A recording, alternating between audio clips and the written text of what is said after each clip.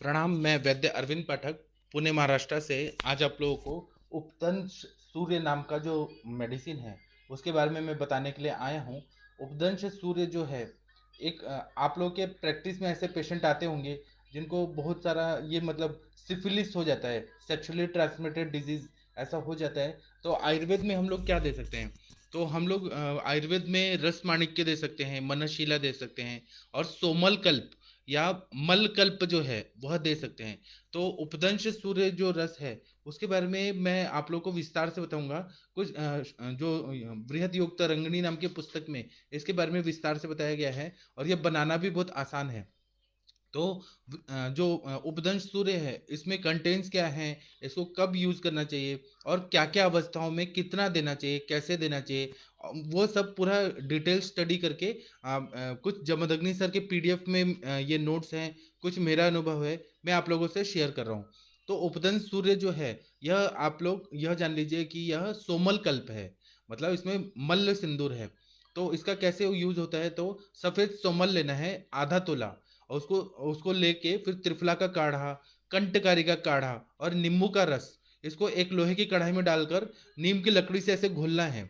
और उसके बाद में फिर खलना है। खलने के बाद 42 डेज तक खलते रहना है, खलते रहना है। उसके बाद में जब गाढ़ा हो जाएगा, मैं फिर से बताता हूँ, सफेद सोमल आधा तोला, और उसको लेके फिर ये डालना है, त्रिफला का काढ़ा डालना है, कंटकारी का रस, नींबू का स्वरस, इसको नीम के लकड़ी से घोल के, और नीम का ही लकड़ी चाहिए, और घोल के और फिर 42 डेज तक खल बत्ते में घोटते रहना है। घोटते घोटते वह सूखते जाएगा। फिर यह त्रिफला का काढ़ा, कंटकारी का रस, नींबू का रस यह डाल के फिर घोटते जाना है। ऐसे घोटते घोटते वो सूखते जाएगा, सूखते जाएगा। और उसके बाद में जब यह बन जाएगा तो 1/4 गुंजा से लेके आधा गुंजा तक इसका मेडिसिन हमें लेना है।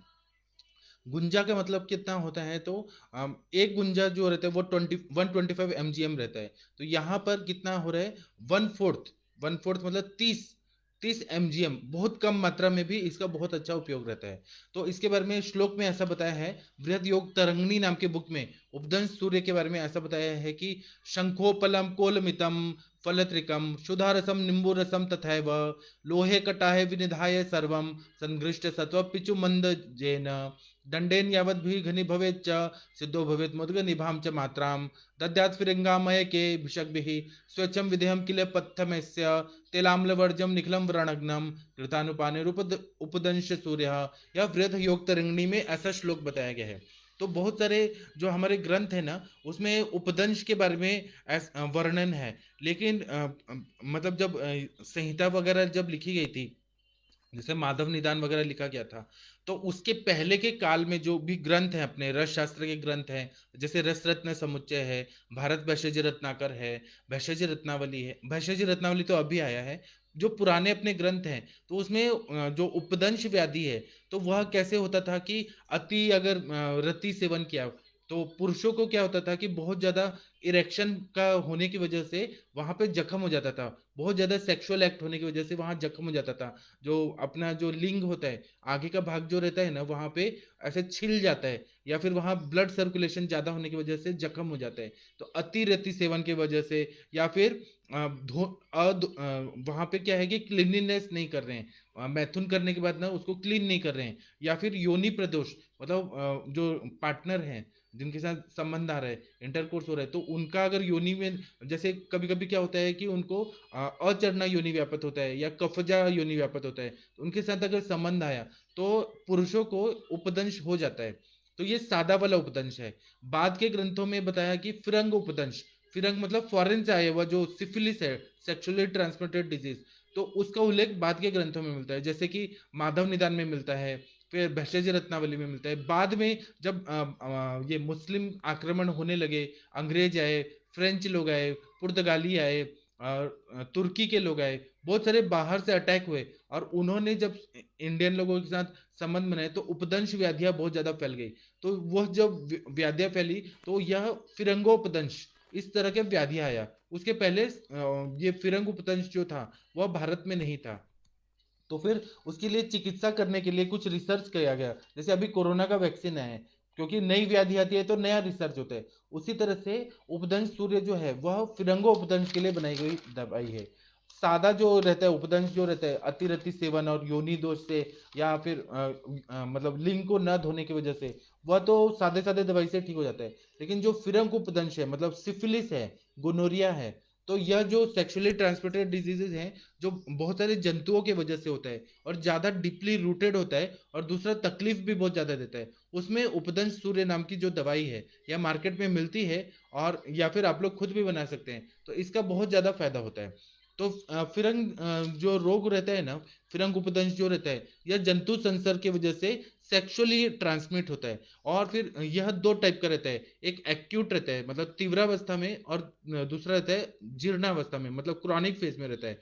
तो जब तीव्रावस्था में रहेगा, मतलब एक्यूट स्टेज में अगर सिफिलिस का अटैक होता है और कुछ तकलीफ हो जाती है, तो उस टाइम पे अष्टमूर्ति रसायन ऐसी दवाइयां देने से, या पारद कल्प देने से ठीक हो जाता है। लेकिन अगर यह बहुत ज्यादा क्रॉनिक हो गया और बहुत ज्यादा धातुओं में उसका परिगमन हो गया, तो वह ठीक करना बहुत मुश्किल होता है, तो उसमें पारद कल्प वगैरह काम नहीं आते हैं।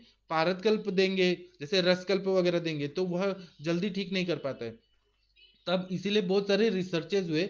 हमारे जो आयुर्वेद के जो डॉक्टर्स थे, रस शास्त्री थे, उन्होंने बहुत सारे एक्सपेरिमेंट किए, और उनको फिर उपदंश सूर्य नाम का दवाई मिला।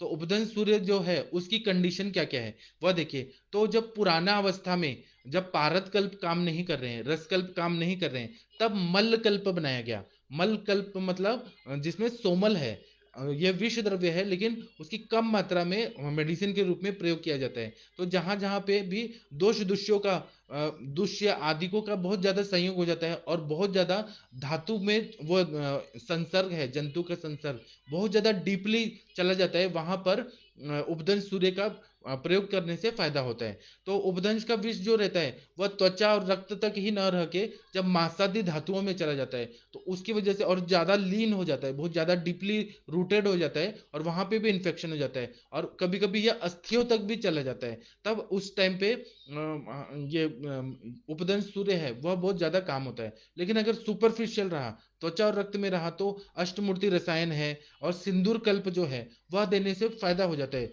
अगर वो ऊपर ऊपर ही रहा और एक्यूट स्टेज में रहा, अगर डीप में अगर चला गया है, तो उपदंश सूर्य जो है यह मलकल्प बहुत अच्छा काम करता है।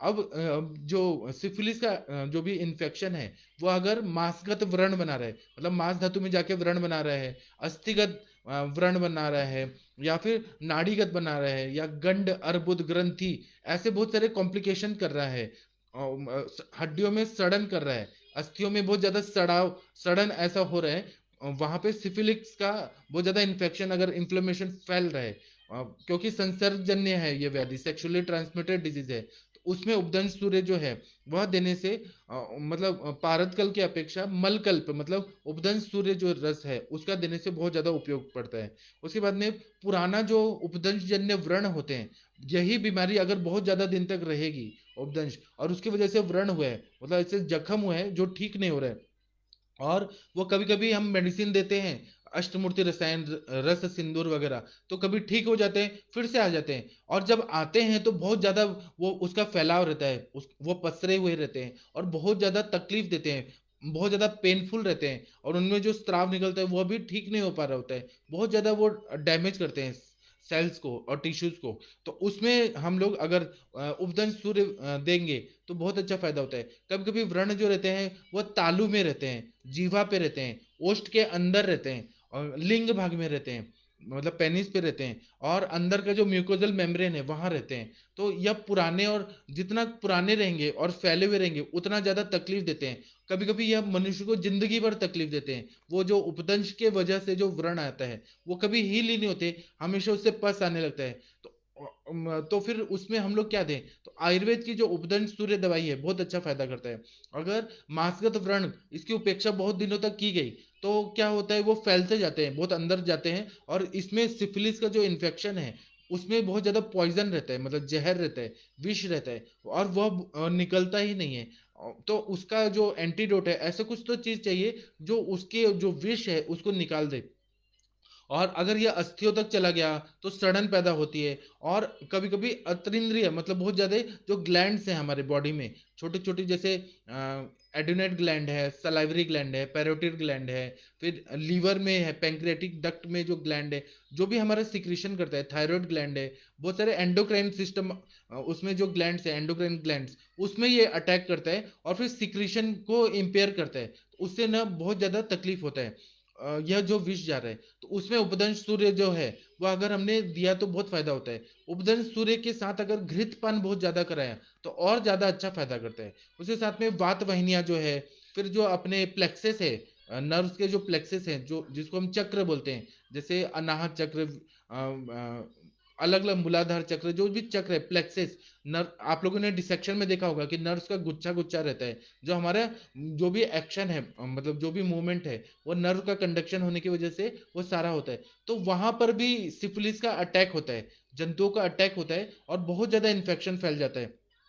उसकी वजह से रोगी अपंग हो जाता है, फिर उसको ना वहां का सेंसेशन लॉस होने लगता है, कभी कभी आंखों में फैलता है तो ब्लाइंडनेस आ जाता है, अगर कमर में चला गया, हाथों में चला गया तो इंसान लूला पड़ जाएगा, वो चल नहीं पाएगा। यह जो सिफिलिस का अटैक होता है बहुत बेकार होता है। अगर नर्व्स पे अटैक हो गया तो कुछ तो ऐसी दवाई चाहिए जो जो विष है उसको भी न्यूट्रलाइज करे और जो भी इन्फेक्शन है, इन्फ्लेमेशन है, उसको भी ठीक करे। तो उपदंश सूर्य जो रस है वो बहुत अच्छा काम करता है। और इसमें देखिए सोमल है आधा तोला, त्रिफला का काढ़ा है, कंटकारी का रस है और नींबू का रस है।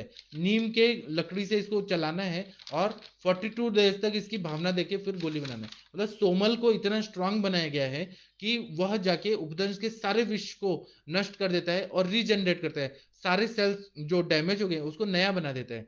उसके बाद में जो कभी कभी गुद शुक नाम का एक बीमारी होता है, कॉन्डिलोमा, मतलब गुदा भाग में जिस तरह से फूल गोभी होती है उस तरह से ऐसे अंकुर आ जाते हैं, गुच्छे गुच्छे की तरह आता है। तो शुरुआत में रोगी को लगता है कि ये तो बवासीर है, मतलब अर्श रोग है, तो वह इग्नोर करता है और अर्श कुठार रस, फिर कांकाइन बटी ऐसे वैद्य लोग देते हैं, लेकिन उससे ठीक नहीं होता। फिर वो क्षार सूत्र कराता है, लेकिन वो तब भी वो आता है और उसको कॉन्डिलोमा बोलते हैं।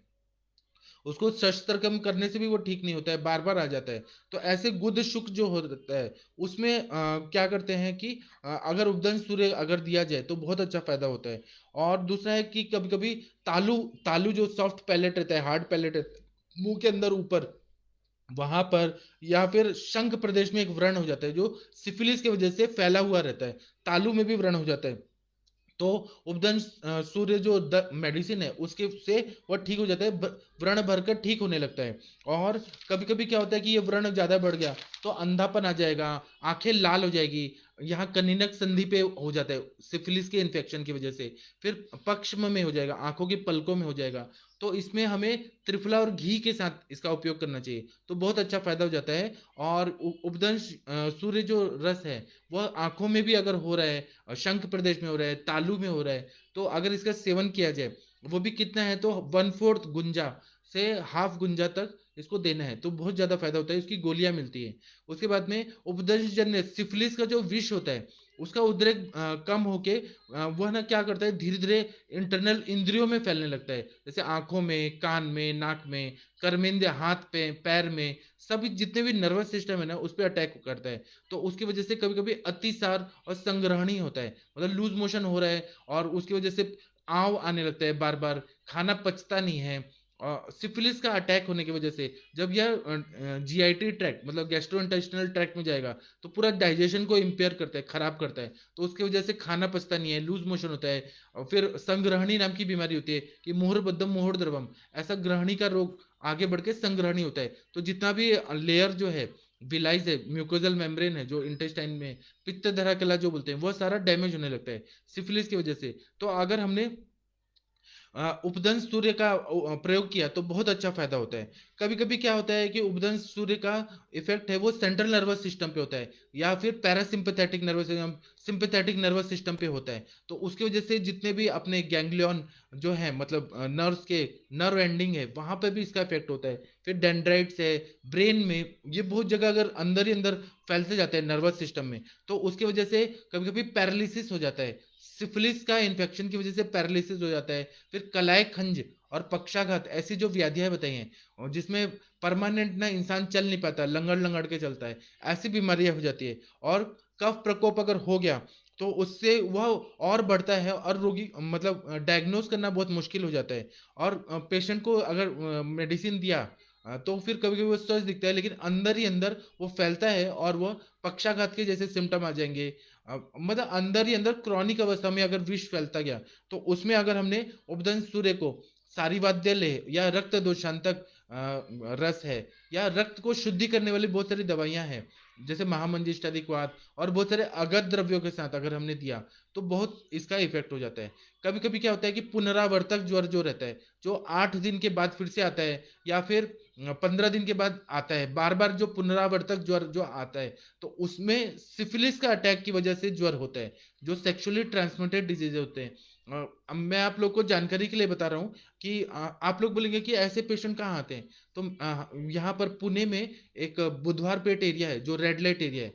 मतलब हर सिटी में रेड लाइट एरिया होते हैं, तो वहां पर जो लोग जाते हैं, जिनको मतलब वहां पे करना होता है, तो वहां से वो सिफिलिस हो जाता है। मैंने ऐसे कम से कम 1000 1500 पेशेंट देखे हैं ऐसे प्रैक्टिस में। तो मैंने उपदन सूर्य रस का कभी यूज किया, कभी रस माणिक्य का यूज किया, कभी मनशिला चूर्ण का यूज किया। ऐसे मैंने ऐसी मल्ल सिंदूर की अलग अलग द्रव्यों का यूज किया, तो मुझे 100% रिजल्ट आए। और यह मतलब सेक्सुअली ट्रांसमिटेड डिजीजेस जो है वो होता है, और यह दिखता है पेशेंट में। तो इसलिए एक तो वहां जाना नहीं चाहिए रेड लाइट एरिया में। अगर जा रहे हैं तो फिर प्रिकॉशन लेके करना चाहिए, कॉन्डम्स वगैरह यूज करके। अगर नहीं कर रहे हैं तो फिर अपने आप को तकलीफ हो जाएगी। तो यह ना 15 दिन में फिर से ये पुनरावर्तक का ज्वर आ जाता है, और सिफिलिस का अटैक की वजह से ये बहुत सारे तकलीफ होता है। तो इसमें अगर हमने उपदंश सूर्य रस दिया तो बहुत अच्छा फायदा होता है। जो पित्त ज्वर जो रहता है, मतलब पित्त से उत्पन्न होने वाले ज्वर हैं, उसमें भी उपदंश सूर्य रस को अगर दिया तो बहुत ज्यादा फायदा होता है। अब उपदंश सूर्य रस जो है, उसमें सोमल है, वो रसायन है, विकासी वेवाई है, मतलब जिस तरह से विष का काम होता है उसी तरह से। तो इसको हमने मेडिसिन के रूप में पर्पज से यूज किया है कम मात्रा में। तो रसायन है, विवाही विकासी है, तीक्ष्ण है, सूक्ष्म है, और सूक्ष्म स्त्रोतोगामी है। छोटे छोटे जितने भी रक्त वाहिनियां हैं, नर्स है, उसमें ये जाके अपना कार्य करता है। फिर कंटकारी है, और यहाँ पे भी सोमल जो लेना है हमें, सोमल जो मल्ल है उसको शुद्ध किया हुआ ही लेना है, ऐसे नहीं लेना। और इसका कॉन्ट्राइंडिकेशन क्या है कि प्रेग्नेंट लेडी को कभी भी नहीं देना है। प्रेगनेंसी में अगर सिफिलिस का अटैक भी हुआ है, या कभी कभी रेप हो जाता है और उसको सिफिलिस का अटैक हुआ है, तो प्रेग्नेंट लेडी को कभी भी नहीं देना है, हमारे गुरुजी ने बताया, क्योंकि ये प्लासेंटा से जाता है और बच्चे को भी सिफिलिस हो जाएगा। तो इसलिए कभी भी प्रेग्नेंट लेडी को बिल्कुल भी नहीं देना है। उसके बाद में इसमें जो कंटकारी है वह कफग्न है, रस वाहिनियों पे काम करता है, रस ग्रंथि को शुद्ध करता है, मतलब जो भी ग्लैंड्स है, लिम्फेटिक सिस्टम्स है, उसको ये शुद्ध करता है। लिम्फेटिक सिस्टम शुद्ध होना बहुत जरूरी है, क्योंकि लिम्फ का पूरा, क्योंकि सिफिलिस का जब अटैक होता है तो लिम्फ में जो डब्ल्यूबीसी वगैरह है, वही बॉडी गार्ड रहते हैं, मतलब ये सोल्जर्स रहते हैं जो हमारे बॉडी को प्रोटेक्ट करते हैं। तो जो कंटकारी है वो लिम्फेटिक सिस्टम को पूरा अच्छा करता है, स्प्लीन को भी शुद्ध करता है। इसलिए कंटकारी का बहुत अच्छा उपयोग रहता है। और कंटकारी योगवाही भी है, और सोमल के साथ इसका उपयोग बहुत ज्यादा अच्छा हो जाता है। फिर नींबू का जो रस है वह पाचक है और दीपक है। फिर पिच्चू मर्द जो है, मतलब नीम का जो लकड़ी से ऐसे चला रहे थे, वो रक्त शोधक है, ज्वरग्न है, व्रण रूपक है, रसायन है, त्वचा रोग का नाशक है। और तिफला जो है वो रसायन है और व्रणग्न है। तो इस तरह से उपदंश सूर्य रस का आप लोग प्रयोग करिए। सिफिलिस के जब पेशेंट आते हैं, गोनोरिया के जब पेशेंट आते हैं, तो उपदंश सूर्य रस आप लोग यूज करिए, बहुत अच्छा फायदा होगा। और जब रस कल्पों से फायदा नहीं हो रहा है, भस्म कल्प से फायदा नहीं हो रहा है, तो ये मेडिसिन का यूज करने से बहुत अच्छा हो जाएगा।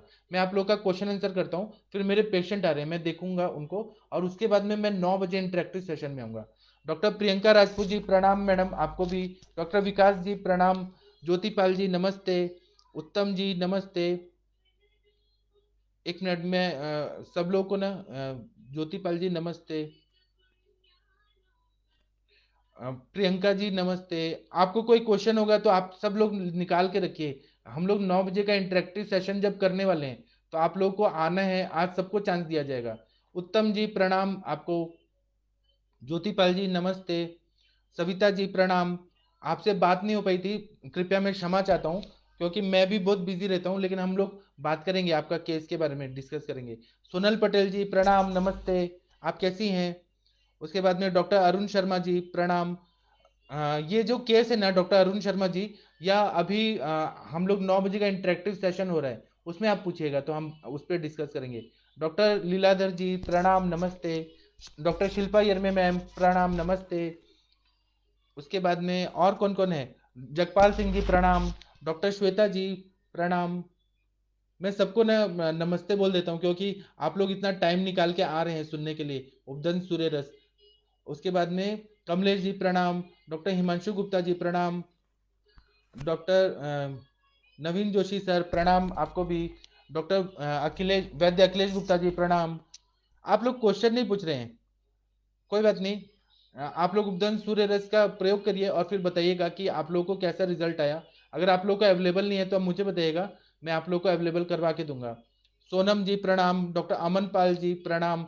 डॉक्टर आशुतोष मालविया जी प्रणाम आपको। डॉक्टर मोहम्मद शाहिद जी सर प्रणाम सर। आप आज बहुत अच्छा अच्छा चीज बताने वाले हैं। डॉक्टर उत्तम जी, आप मुझसे बात करना है तो मैं तो बात करने 9 बजे आ ही रहा हूँ ना, हम लोग बात करेंगे। डॉक्टर मोहम्मद शाहिद जी प्रणाम आपको, डबल बार प्रणाम। उत्तम जी बोल रहे हैं कि मेंटल पेशेंट है, बात करनी है। हम लोग 9 बजे बात करेंगे ना सर?